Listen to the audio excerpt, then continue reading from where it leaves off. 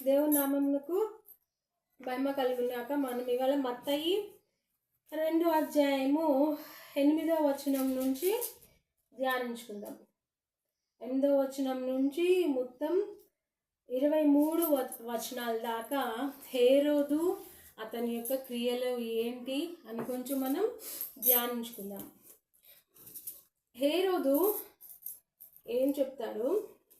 మీరు వెళ్ళి ఆ శిశువు విషయమే జాగ్రత్తగా విచారించి తెలుసుకొనగానే నేనును వచ్చి ఆయనను పూజించినట్లు నాకు వర్తమానం తెండని చెప్పి వారిని బెత్లెహేమునకు పంపెను.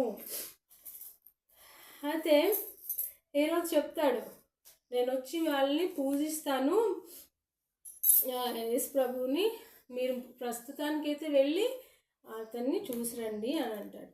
కానీ హేరోదు వెళ్ళకపోగా వర్తమానం రాలేదు ఇంకా నాకు అనేసి వాళ్ళ మీద కోపం అసహ్యం పెంచుకొని పిల్లల్ని చంపేయడం మొదలు పెడతాడనమాట.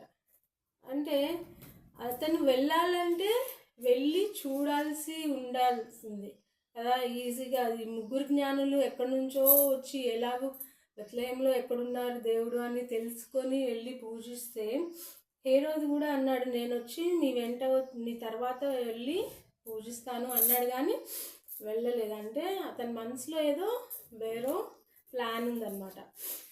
ఉత్తగా భయపడించడం అన్నమాట. ఏమని? ఆ ఇస్రాయేల్ దేశానికి యేసు ప్రభుని రానియకూడదు అన్న మెగా ప్లాన్లో ఊరికే భయపడిస్తాడు, మొదలేశాడు అనమాట. దానికి దూతలు తోడయ్యారు. అతని యొక్క ప్లాన్ సక్సెస్ అవడానికి దూతలు ఏం చేశాయి? తరువాత హేరోదు వద్దకు వెళ్ళవద్దని స్వప్నమందు దేవుని చేత బోధింపబడిన వారు మరి ఒక మార్గంన తమ దేశంలోకి తిరిగి వెళ్ళారు. చూసారా, హేరోదు దగ్గరికి వెళ్ళొద్దు అని వాళ్ళకి చెప్పబడినది. ముగ్గురు జ్ఞానులు అలాగూ ఏమైంది, వెళ్ళిపోయారన్నమాట హేరోదుకి చెప్పకుండా. తర్వాత ఇంకొకసారి ప్రభు దూత స్వప్నమందు యేసేపుకు ప్రత్యక్షమే హేరోదు ఆ శిశువుని సంహరింపవలనని ఆయన వెతకబోచున్నాడు కనుక నీవు లేచి ఆ శిశువును ఆయన తల్లిని వెంటబెట్టుకొని ఐగుప్తునకు పారిపోయి నేను నీతో చెప్పినంత వరకు అక్కడే ఉండమని అతనితో చెప్పింది. మళ్ళీ దూత చూడు కోఆపరేట్ చేస్తుంది హేరోదు యొక్క ప్లాన్స్కి. అలాగూ నెగిటివ్గా చెప్పకూడదు, కానీ ఇలాగా అనలైజ్ చేస్తే అలాగూ నెగిటివ్గా కనిపిస్తూ ఉందన్నమాట. ఏమని? పారిపోయి నేను చెప్పినంత వరకు మళ్ళీ రావద్దు, శిశువుని తీసుకొని వెళ్ళిపోండి అని దూత స్వప్నమందు యేసేపునకు ప్రత్యక్షమే చెప్పిందనమాట. అలాగనే వాళ్ళు ఐగుప్తునికి వెళ్ళి ఐగుప్తులో నుండి అటువైపు 2 సంవత్సరములు వధించబడుతున్నారు మగ పిల్లలంటే, అటువైపు వెళ్ళకుండా. అయితే 19వ అధ్యాయంలో వచనంలో హేరోదు చనిపోయిన తర్వాత ఇదిగో ప్రభు దూత ఐగుప్తులో యేసేపునకు స్వప్నమందు ప్రత్యక్షమై నీవు లేచి శిశువును తల్లిని తోడుకొని ఇశ్రాయేల్ దేశంలోకి వెళ్ళుము, శిశువు ప్రాణం తీయజూచుచున్న వారు చనిపోయారని చెప్పాను. అప్పుడు అతను లేచి శిశువుని తీసుకొని ఇశ్రాయేల్ దేశంలోకి వచ్చాను. అయితే అర్కెలాయు తన తండ్రి అయిన హేరోదునకు ప్రతిగా యూదయ దేశంలో ఏల్చున్నాడని విని అక్కడికి వెళ్ళి వెరచి స్వప్నమందు దేవుని చేత బోధింపబడినవాడు గలిలయ ప్రాంతానికి వెళ్ళాడు. దగ్గర చూసారా, మళ్ళీ ఇజ్రాయెల్ దేశానికి అయితే రానివ్వలేదు యేసు ప్రభువుని.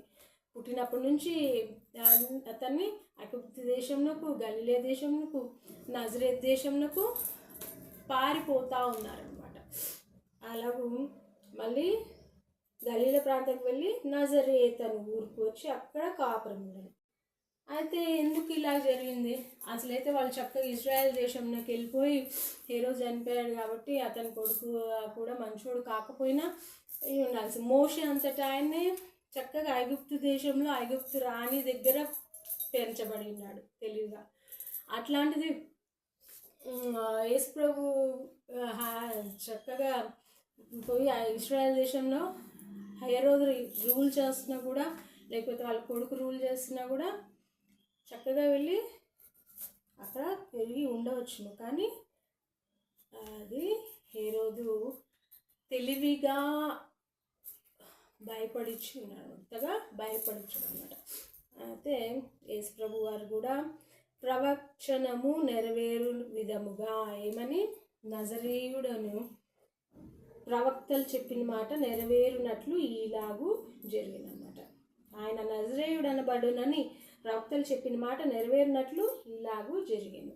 అది ప్రవక్తల యొక్క ప్రవచనం నెరవేర్చబడ్డానికి అతను ఇశ్రాయేల్ దేశంలోకి పోకుండా వాళ్ళు పారిపోయి ఐగుప్తు దేశంలోకి గలీల దేశంకు అలాగూ వేరు దేశంలో పారిపోయేట్టు అక్కడ నజరేత్ అనే గ్రామంలో వాళ్ళు కాపురం ఉండుటకు క్రియ చేయబడింది. ప్రవచనము నెరవేరబడుట.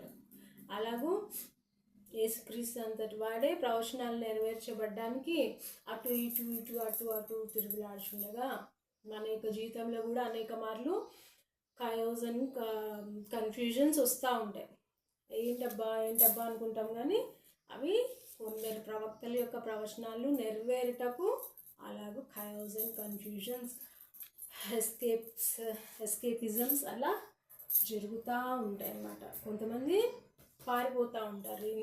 ఇంటికి వెళ్తే నరకం లాగుంది, ఇంటికి వెళ్ళను నేను అని అలాగూ దూరదేశాలకి అలా పారిపోయే జనాలను కూడా మనం చూస్తూనే ఉంటాం మన దైనందిన జీవితాల్లో.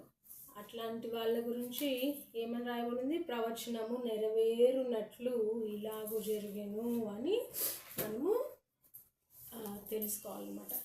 ఇలాగ మనము హేరోదు అతని యొక్క ప్లాన్స్ నెరవేరటకు ఎలాగూ యేసుప్రభు కోఆపరేట్ చేయబడి ఉన్నారో, అక్కడిక్కడ ఇశ్రాయేల్ దేశం కాకుండా వేరే దేశాలకు పారిపోయి అక్కడ కాపురం ఉండడానికి ప్రవచనం నెరవేర్చబడ్డానికి ఎలాగూ క్రియ చేయబడి ఉన్నదో మనం తెలుసుకుంటకు దేవుడు ఇచ్చిన చక్కని తరుణం కొరకు మనం దేవునికి మహిమ చెల్లించుకుందాం.